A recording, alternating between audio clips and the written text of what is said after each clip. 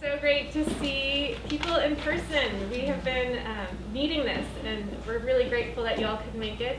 I'm Christy Yates. I'm the Associate Director with Theological Horizons, and I work with Karen Marsh. And we are a ministry based on the grounds of UVA that connects faith, thought, and life. And our Faith and Work Forum is an annual series. We do one each semester, and it's a chance to get people, leaders in our community, to share their stories, often stories that don't get to be told in the workplace and talked about there, so we can see a different, more holistic side of them. And we're so excited to have Dean Jenkins with us this morning.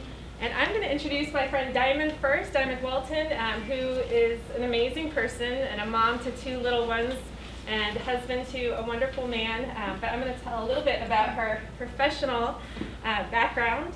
Ms. Walton has spent her career pursuing community-led solutions to public health challenges. She has worked alongside community members to mobilize financial, social, and human capital to address social determinants of health, such as transportation, built environment, and access to health care. She is interested in how income and wealth function as social determinants of health, and how reducing the racial wealth gap contributes to improved health outcomes. So Diamond is going to introduce Dean Jenkins and have a brief interview with her, and then we'll have some time for some questions and answers afterward. So just settle in. We're so glad to be in person, and for those of you on Facebook, we're delighted to have you with us as well. Thank you, Christy. And thank you for having us. Thank you for hosting us, Theological Horizons, and thank you, Dean Jenkins, for being with us this morning. So I want to give you an opportunity to introduce yourself a little bit and tell us a little bit about your background. I know your family grew up in Maryland, and you have a really interesting story about how your experience working on your family's farm kind of springboarded your career in accounting. So I would love to hear more about you and your background. Sure. Well, before I start, I just want to thank you all for the invitation and for you all coming today. So I am the youngest of four. So between myself and my oldest sibling, there's 5.5 years. So the four of us in a very close period of time.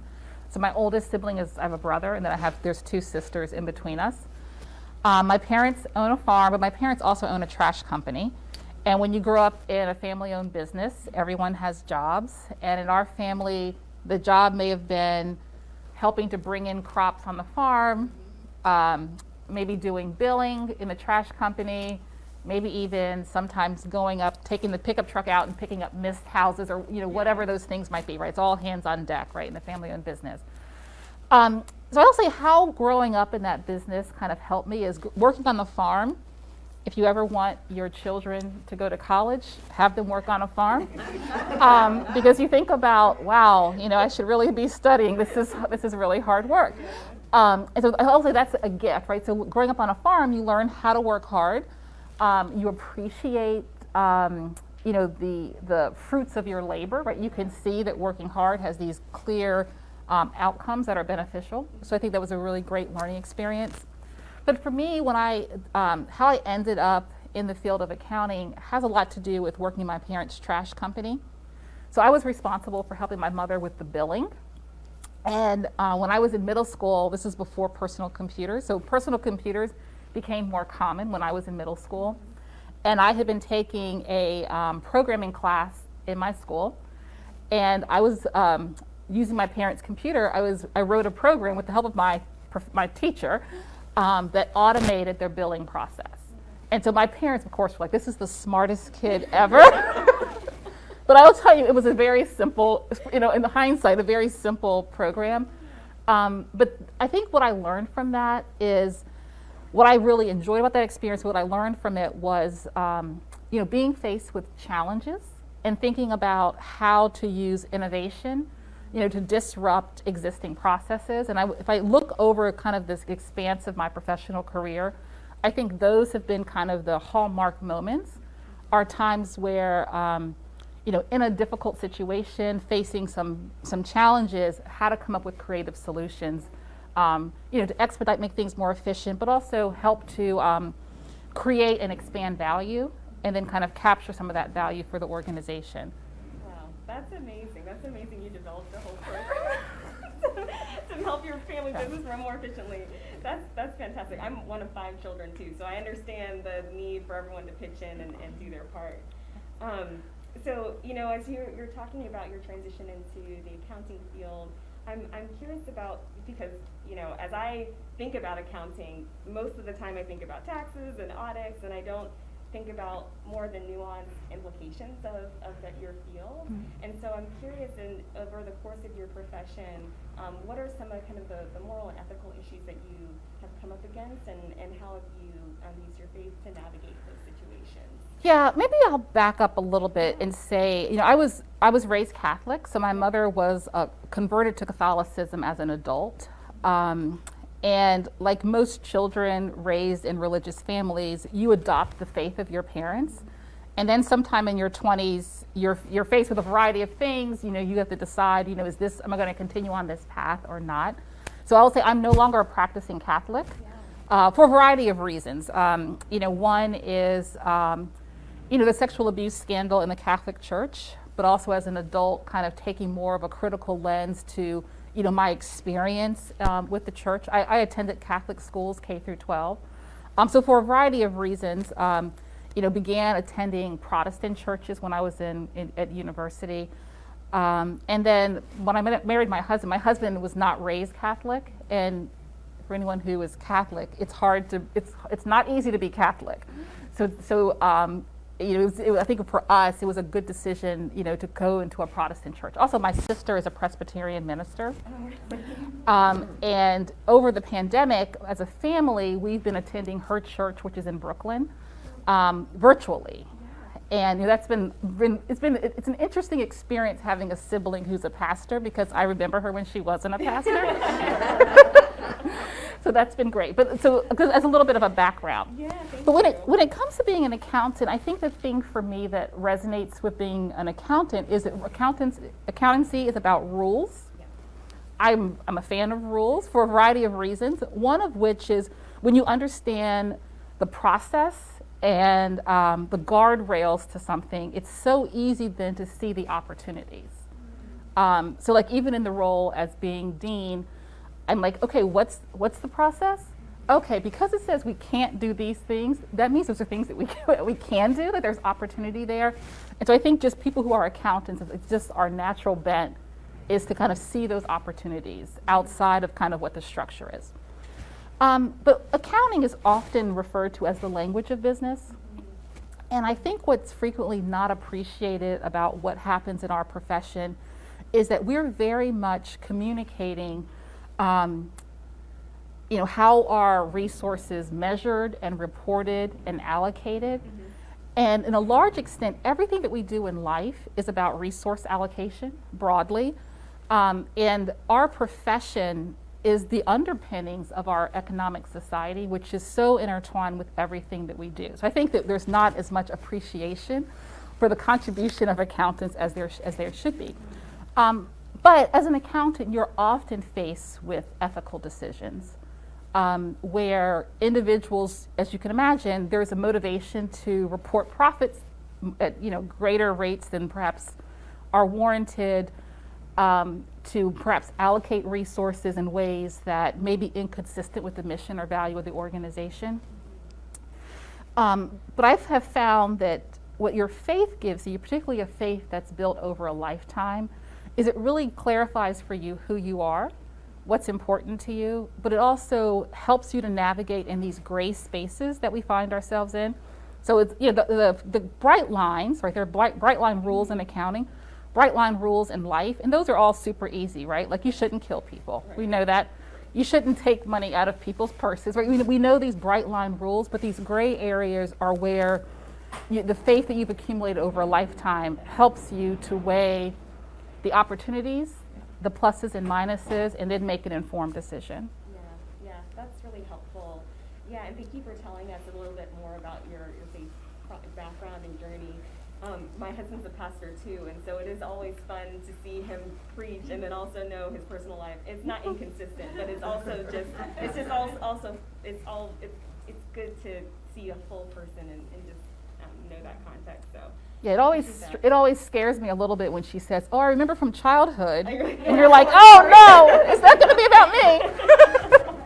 You're so know that feeling. Let's talk about your transition to the University of Virginia. So you all moved to this community 7 months into the pandemic, which was a crazy time. It still is a crazy time, but that was definitely a crazy time. So you're transitioning your career and your family here, and I'm thinking about your children who are in school, and obviously you're transitioning your career, and you're married, and your husband's transitioning as well. And so I am curious what that process was like for you all as you were imagining your new life here, especially in that time of world history. Yeah, so I was announced as the incoming dean at McIntyre in May of 2020. My whole interview process was virtual, and then my whole first year as dean has been virtual. So kind of unprecedented in many ways, that experience. When I first was announced as dean and then started in July, we had every reason to believe that we were going to be in person that fall. And so it was a process of every, I would say maybe 7 to 10 days, there being some update. So living in kind of this constant state of transition is really challenging. As a family, I think there were a lot of really interesting things that happened. I will say that it was beneficial to us that my husband and I are both in professions that were not adversely affected by the pandemic. And so our ability for employment, our access to resources, I recognize that, we were in a tremendously privileged place and did not experience a lot of the, economic challenges that many in the country faced. But I will say from the pandemic, we were fortunate. We all had workspaces that we could be kind of on our own. But it was very nice to be all 4 of us in one house together. So my daughter, who was a senior in high school, we had planned that my husband would stay in Lexington, Kentucky, where we were originally living, so that she could finish her senior year, and that I would come here to Charlottesville and kind of be back and forth between Charlottesville and Lexington. As it turned out, my daughter dropped out of high school. My husband and I love saying this. She dropped out of high school, and she actually attended a university online for her senior year and worked for a lot of nonprofits. And so her senior year was an amazing experience for her. She started a nonprofit. She's probably maybe the only first year at UVA that doesn't have a high school diploma. But it's fun because she had this really interesting and exciting final year of high school. Our son attended 100% online, which was a terrible experience for them. I can't say more about that. It was terrible. But again, we'll say I feel very fortunate to have had teenagers during the pandemic. I can't imagine what it would be like to have young children or elementary age children. We have friends, who have PhDs who said it's really hard to teach people to read and to do basic math. These are really hard things. But the transition has been a good one. Because the kids were online, we were able to accelerate the move of the family to Charlottesville. So we were able to move into Pavilion 5 on March 1st of 2021, which was way ahead of what we had originally planned. And it was so nice just to all be under one roof, on a in and out basis.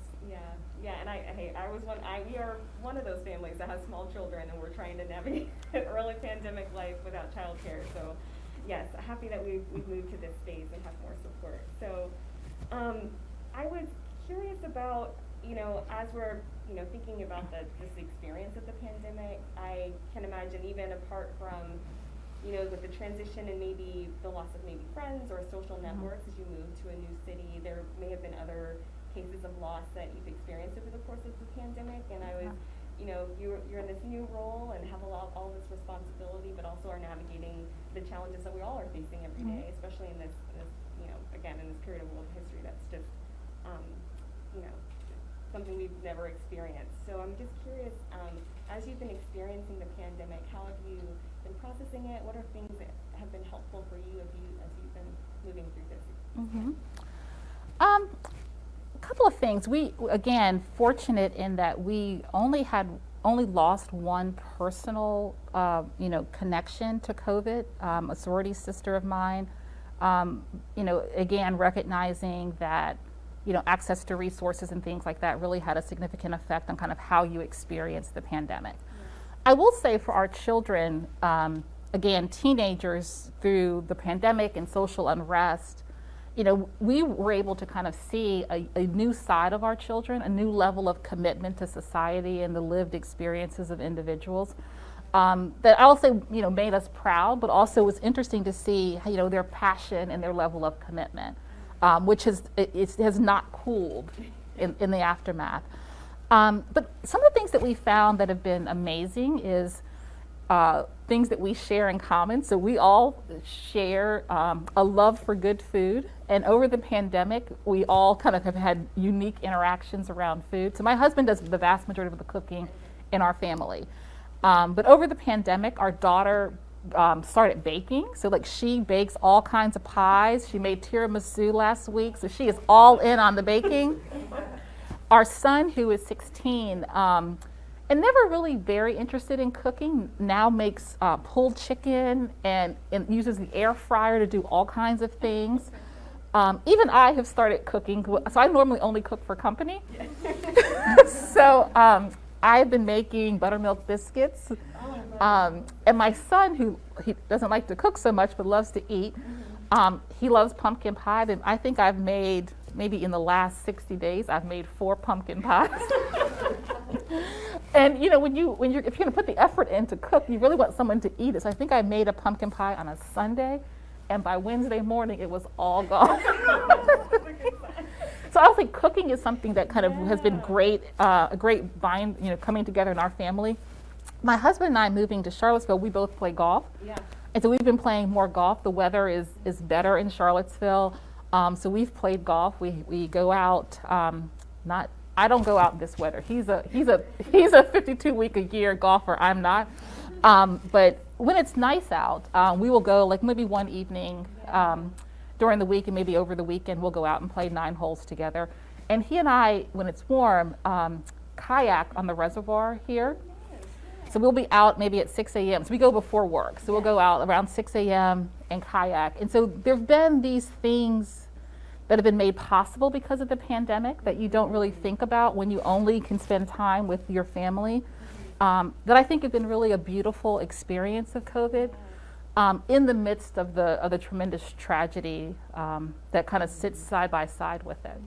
Yeah, thank you for sharing that. Yeah, I think we're all kind of looking for any ideas of how to relieve stress and take advantage of the bit of a slower pace of the pandemic. So you are well into your role. You're over a year into your role, and I'm curious, as you reflect on this past year and think about yourself growing up from the farm in Maryland all the way up here up to this point. If you could talk to your 20-year-old self or yourself in college, and what would you tell her? And maybe it wouldn't be anything different than what she was already doing, but what kind of encouragement would you give her? I think I would say a couple of things. One, I think mindset really matters. I think, as humans, we have the default mechanism of creating self-talk for ourselves. And I'll say one thing that I would say to my 20-some-year-old self, but also say to my children, is the way people treat you and what they say to you says more about them than it does about you. And I think it's hard to kind of keep that front and center at the top of your mind. We have a tendency to kind of absorb what people say and do, and we think that's a reflection of something bad in ourselves, when in fact they're having a day, right? It has to do with them. That's one. The second is to remind myself that failure is part of success. We live in a society where you're rewarded for being at 150% all the time, and we don't want to fail. We don't want to take a risk. But the reality is, those of us who have tremendous success in life, on whatever dimension that you define, we've achieved that because we have failed along the way. I know in our school we have started, when we have alums come and talk to students, we ask them, tell us your biggest failure and what you learned from it. Yeah. Because we perceive that this person, they must have done everything perfectly. There's a Steve Jobs quote that I love, and he gave a speech at Stanford, and he said that when you think about your life, you can't connect the dots looking forward. You only can connect them looking backwards. But we always think that somehow the person, the dean or whomever, had a perfect plan. I set out at age 20 to be a dean. At age 20, I wanted to be an accountant. That was it. Just work at a firm. That was it.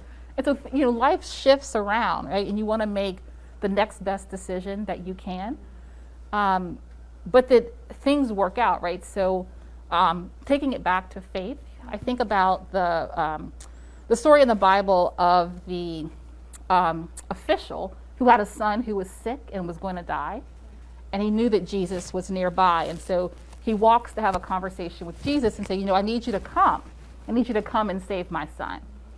And Jesus says, go home. Your son's been saved. He's going to live. And the man is walking back to his home. And I think so much of our life is lived in that walk back to a promise. And that's the hard part, right? The challenge is, how do you keep the faith? After the promise has been articulated, now you need to walk back. And you don't know all of what you will find, but you know that you're going to find a good thing. But how do you keep the faith in the walk back home? And I think that's the challenge that we have, because so many other things happen on that, as you traverse that trail. But you have to stay focused on getting back to that point. Yeah, I love that. Yeah, I got a little bit of chills. That's because my sister's a pastor. I got to tune in and work on the live feed. First Church of Brooklyn. First Okay, Church yeah. of Brooklyn. Okay, shout out. So, coming to the close of my questions, and my last one was what's a question that no one has ever asked you, and maybe it was, what is your biggest failure? But I am curious if, there's something that you wish people would ask you more about that you would love to share. So this is a hard question, but I'm going to think a little bit about undergraduates at UVA, and so one thing I've learned since I've been at UVA is this perspective that many undergraduates have about the School of Commerce. Part of this comes from my daughter, who says, "Well, everyone knows if you pick commerce, it's only because you care about money, and you don't care about people. You care about money." And I would love to have more conversations with undergraduates around what we do in the School of Commerce, how the things that we're really amazing at is teaching higher order thinking skills, like how do you work with teams? How do you identify and articulate problems? How do you marshal resources and allocate them to solve big problems? And how the skills that you pick up in the McIntyre School of Commerce are skills that are transferable across every walk of life. And that the way our modern society is organized is that it's organized around institutions, how institutions run. That's true of a student club, of a corporation, a nonprofit. The skills that we teach in commerce is organizing people, gathering resources to solve problems. And I say this to my daughter, I said, you want to change the world. You want to change the world for people who live in everyday lives. Commerce is the catalyst through which our everyday life is influenced. There's nothing that we do that's not influenced from the economic system that exists in this country and around the world. But if you brought your worldview and sensibility about what change and improved lives look like to a boardroom, to a corporation, think about the catalytic change that could take place. And so while I understand that there are many adverse things that have been done in the name of pursuing profits, those same mechanisms and channels that have been created is what allowed food to be in grocery stores during the pandemic. And while a business major did not discover the vaccine, business people created the channels in which that vaccine, got from an idea into people's arms.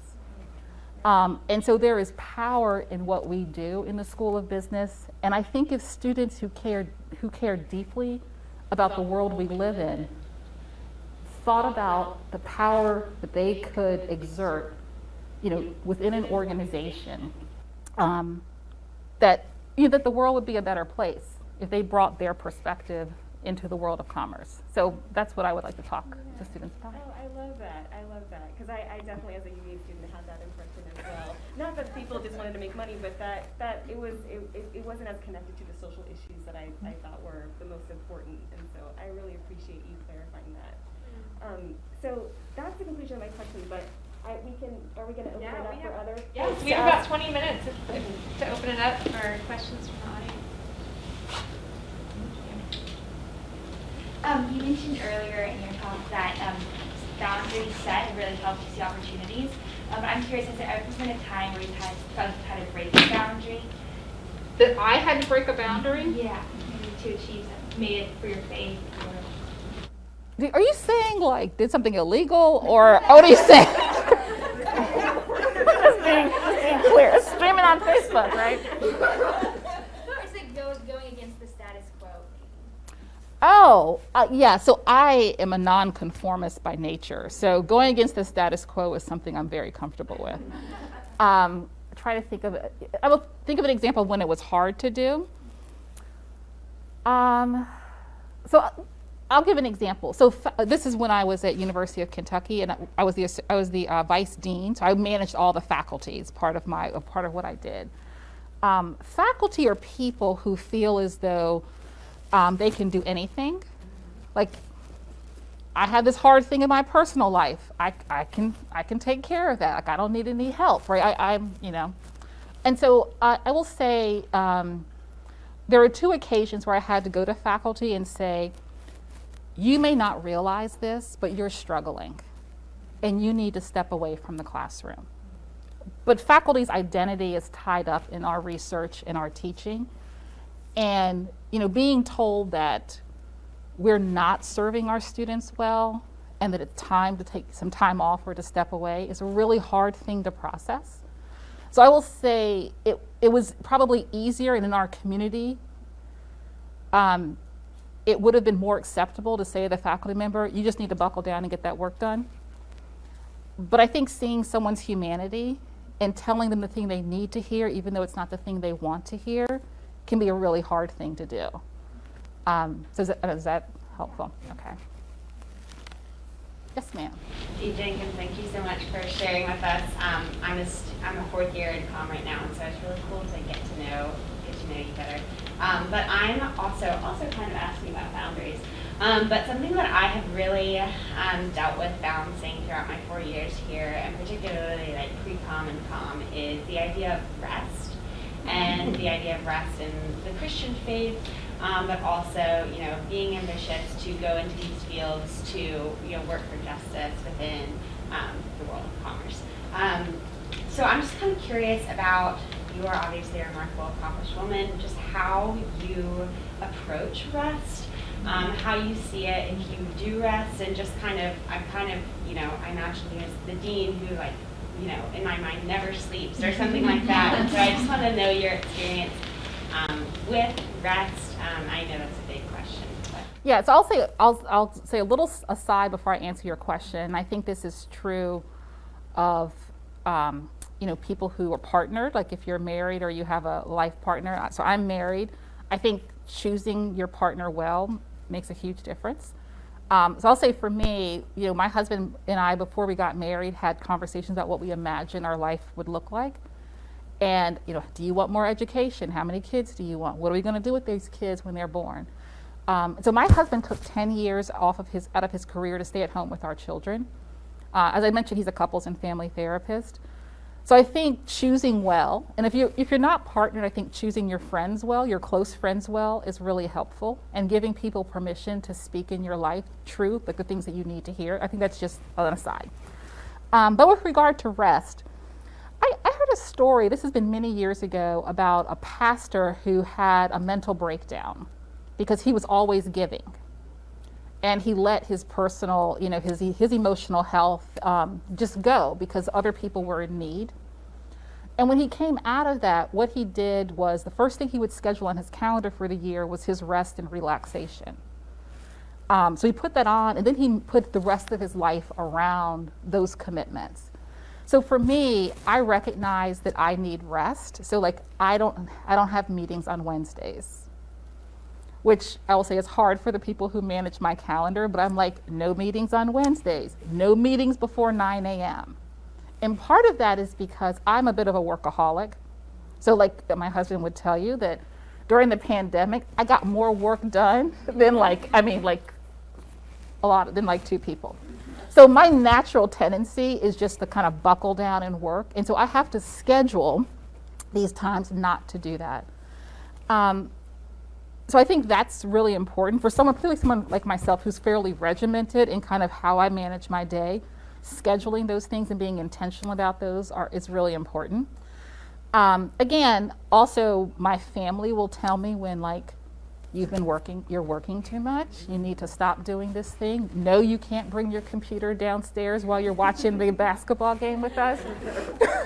So things like that. So I think creating systems in your own life for rest is really important, but also, inviting your friends to tell you when, you've done too much. You need to kind of back off. The reality is too, particularly leading a business school, nothing's going to happen if I don't do something, right? So if I say, you know what, we're going to push this till next week, nothing catastrophic is going to occur. And so I think being reasonable about what's important, what's time sensitive, and what you can flex out in and out of, I think is really important.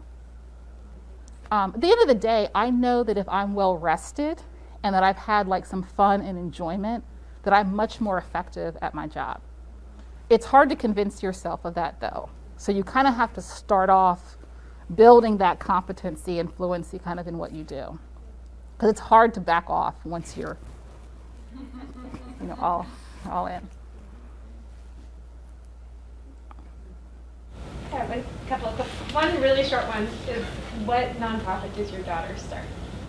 So it's called DICE, and what she did in her nonprofit is she created a curriculum for diversity, equity, and inclusion in K through 12 schools where students teach students. So it's a peer-to-peer instruction, and her curriculum is being used in some school districts in Kentucky. And so it's really interesting. Our daughter during 2020 had a bit of a banner year. I mean, she won national debate. She won the state science fair. I mean, she had a banner year. She was on what is it, Gayle King's morning show. I mean, really? I'm telling you, right? And I was like, oh my gosh. So for her, that senior year and stepping out of high school just created all kinds of possibilities for her. And this is someone who had attended a math and science high school, who was on her way to be a biomedical engineer, is what she wanted to do, but is now interested in educational policy. So she's kind of had a big shift in kind of like what her contribution can and should be to the world. And I'm kind of excited to kind of see how it's all going to shake out. Amazing. Well, this is sort of along that lines. I feel like there's just so much fear right now in the world of money, finance, business, with inflation, student loan debt, housing costs, and as we're sending kids now, you and myself, into college and beyond, I feel like there's a lot of potential for fear. So I'm curious where you're seeing signs of hope for these young folks, whether through colleagues at UVA or maybe nationally. Like, where are you seeing hope in this system that just feels like scary? I see a lot of hope in commerce students, for example. Students who say, you know what, I'm going to take this job, but here are the things that really matter to me. So maybe I'm going to go to this investment bank or this private equity company, but I want to go into impact investing. Or I want to think about, how to create this value and bring it to a larger set of people. So I think what makes me hopeful is young people, so people who are in their 20s and then their teens, thinking about what they're good at and where they can make a contribution. But when they think about those things, they're thinking about a much broader set of people than they have in the past. So it always is heartening when I see people who, because of who they are, don't have a natural affinity for people who are less fortunate, but who say, I care about those people. And I'm going to live my life in a way that makes their life better. even though I don't have to make that decision. And I see more and more people in this generation making those choices, which I think is really hopeful and exciting. So I think about like my daughter who, like I say to her all the time, you know, if you were a finance major, you could make a lot of money. Or if you were a biomedical engineer, I mean, you're really smart, but she's choosing to do something that's meaningful to her, to help people that are, you know, that are very different from her. But she recognizes that investing her time and effort into making those structural changes is what's good for the world, and that means more to her. So that makes me hopeful. Here's a question. What wisdom would you give to your students, so the Commerce School students who may be graduating, who are going into jobs that might be very demanding on their time and sort of on their personal commitment, personal lives, and yet they want to maintain their faith, a religious faith? Like, what wisdom would you give them heading into that with that wish? Yeah, so I think transitions are really hard times, right? So transitioning from university into kind of your professional life is a time where I think a lot of people decline or walk away from things, right? So I'm working in this very demanding job. I have to do these things. I want to, you know, be promoted. Walking away from things in order to kind of create space for this professional life. So I recommend that before you go into that transition, get really clear on what's important to you. And as we were talking before about building in rest and relaxation, you build in those practices that we know that support our faith. So does that mean, you know, building in a practice of, you know, I'm going to attend church on Sunday, and I'm going to make sure that at least every other week I'm going to engage in some level of fellowship with people who have similar faith beliefs or similar world beliefs that I have. So I think making those commitments up front, putting those on the calendar, and then structuring your life around that, but also being clear with your employer. These are the things that are important to me. You know, I do this on Sunday, I do this on Wednesday night, and I'm happy to accommodate things that I need to for work outside of those things, but these things are really important to me. So I think building that in on the front end is really important, because it's so easy if you don't make those commitments to yourself and articulate that, you know, and verbalize that for your employer, for those things to be let go. And you end up kind of compromising, and it's easy to start a habit, right, of, oh, I don't have to go to church this Sunday. I can kind of go in the office and get some more work done. I would also say, I think choosing your friendship group is really important. So when you start working, particularly when you're 21 or 22, and you come in with a class, like I started at Price Waterhouse right out of college, and you come in I came with a class of 36 other, you know, freshly graduated students.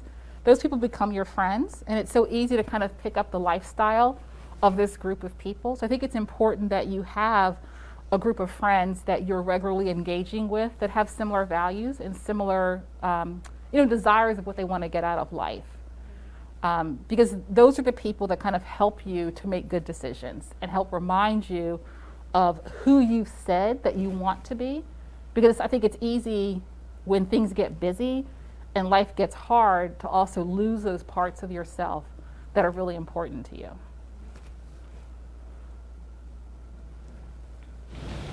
Yes, ma'am. I'm fascinated with your daughter's decision. And, as a college counselor for a long time, one of the things we suggested to students was they consider a gap year before they went to college. And I don't know whether there are ever students here who at some point in their 4 years take a gap year off.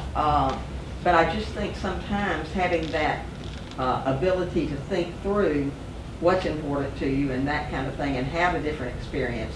And I guess with her situation, it sounds like there was a lot of experiential kinds of activity that gave her a chance to think more critically about what she was doing.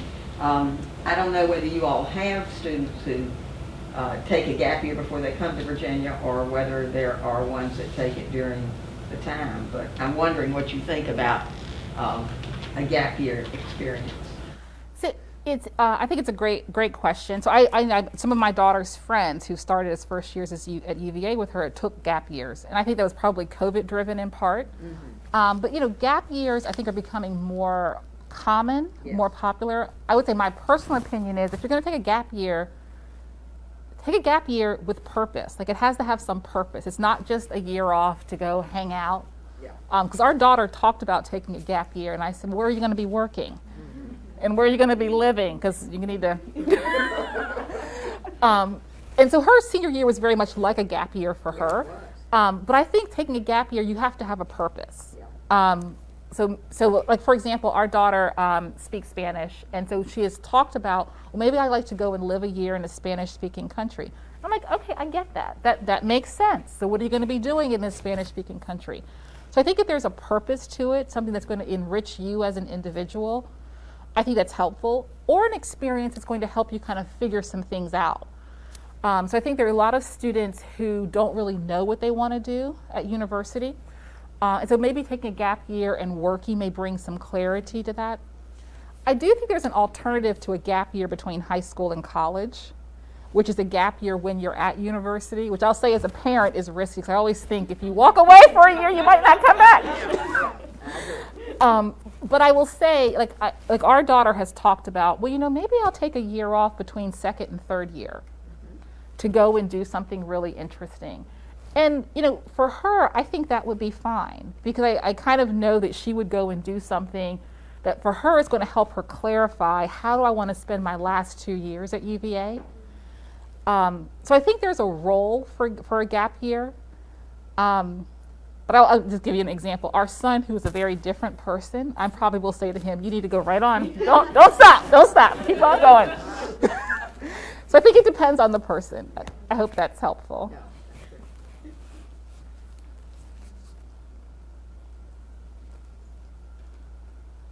I have a question. Yes.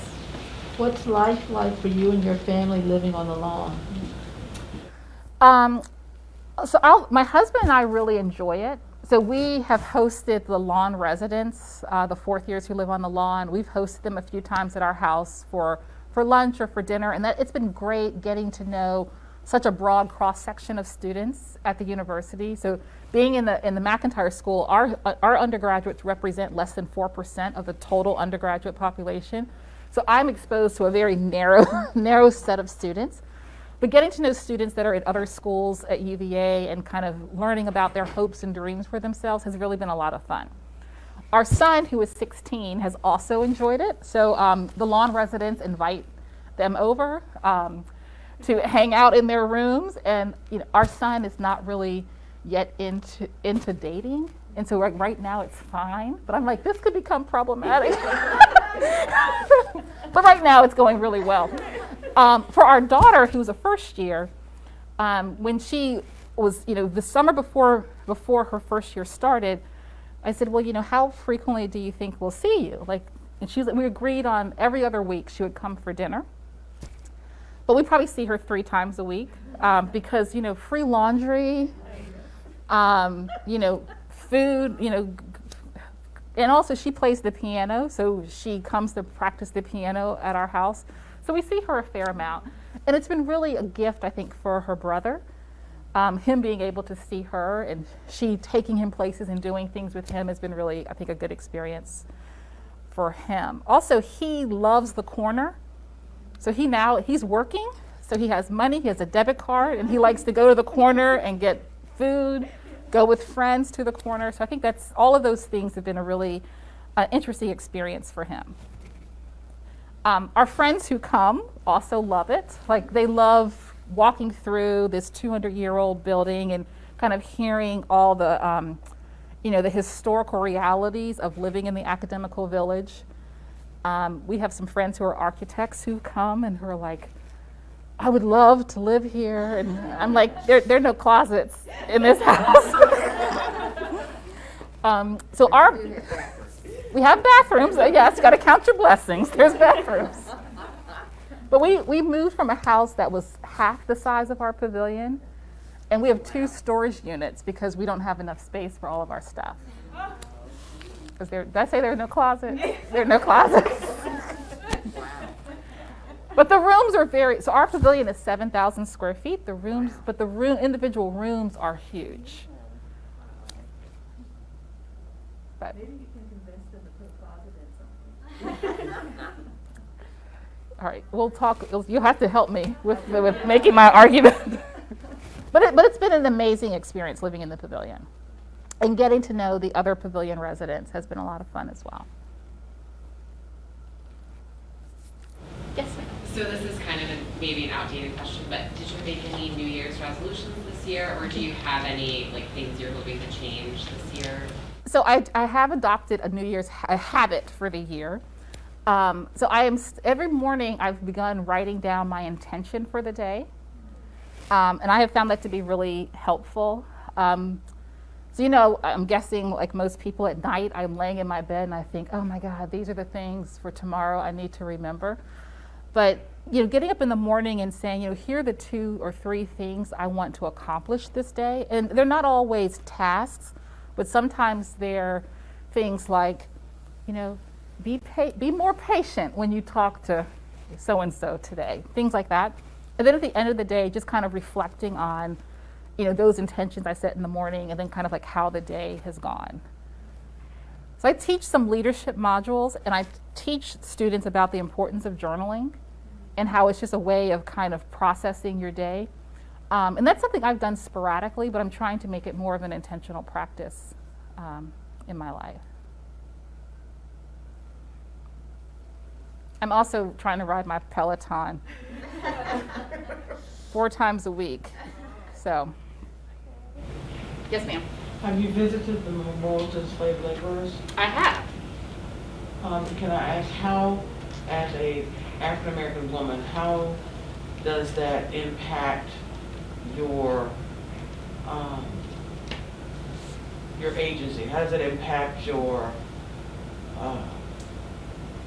teaching when it comes to being an African American woman and teaching African American students on a university that was built by slaves? And I didn't know you lived in pavilions. That's amazing. So when you were talking about them coming in and seeing the architecture, is there any feeling of my ancestors built this? Oh, so I will say yes, and I'm going to expand on your question a bit. So when I first came to UVA July 1st, I lived in the Muse, which is a 2-story building behind Pavilion 1. And that was the out kitchen for Pavilion 1. And so it's where enslaved people would have lived and worked. In our pavilion, and this is true of all the pavilion, the basement is where enslaved people would have lived. And so like our family room in the pavilion would have been the original kitchen. My husband's office would have been the quarters where enslaved people would have lived. And so that's part of the story as we walk people through the pavilion is, if you've been in the pavilion, the basement stairs are built into the stairs that take you to the 2nd floor. And in those times, they would have the molding on the wall and the stair would have all been painted the trim color so that you wouldn't be able to see the door. So you wouldn't know there was a door there. And so I will say it's interesting when you have people in the pavilion that part of telling the story of Thomas Jefferson is also telling the story of time and place.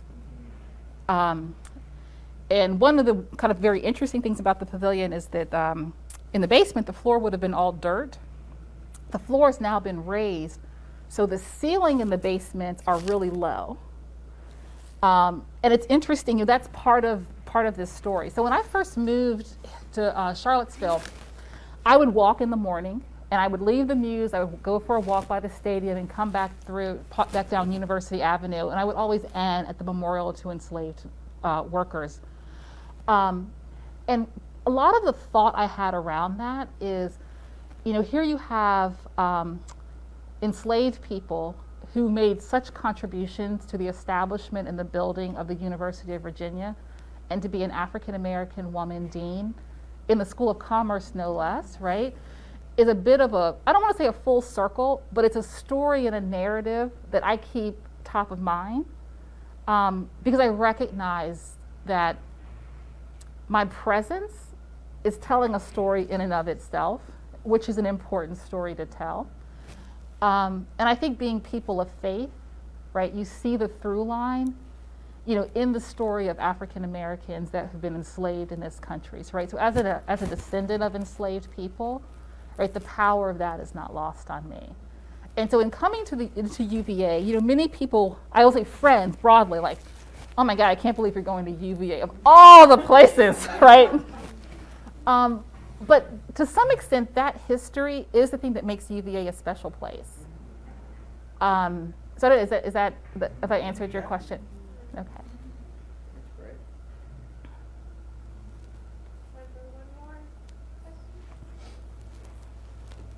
Yes. So with all of your success, I know that setbacks and failure is inevitable. How have you kept a strong mindset to keep moving forward and reaching new levels and new heights in your accomplishments? Yeah, as I mentioned earlier, I think failure is part of success. And at different points in my career, I've experienced failure. One mantra that I keep in mind is that frequently the thing that you think is the worst thing that's ever happened to you in your life, can turn out to be the best thing that ever happened to you in your life. So I'll give you an example. When I was a PhD student, I wrote my dissertation. I was getting ready to go on the market to go and find a job. And the way the market works is you go out on the job market in January. In November, before I went on the market, a paper was presented at a conference that was my dissertation. I had to stay another year in my PhD program and write a second dissertation. But at the end of the day, if I hadn't stayed another year, if I hadn't written another dissertation, the trajectory of my career would have been very different. And so that was a terrible thing to have happened.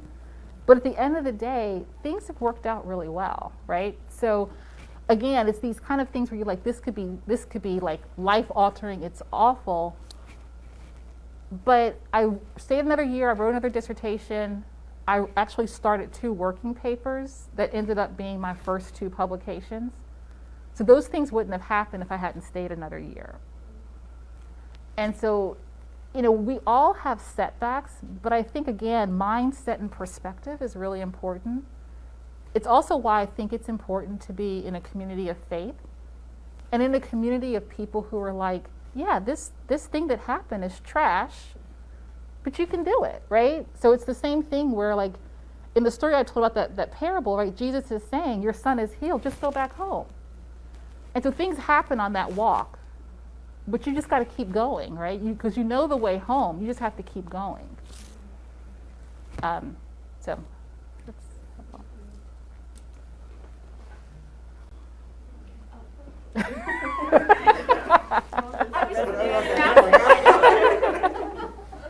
Well, thank you so much to both of you for sharing your thoughts, for sharing your life with us.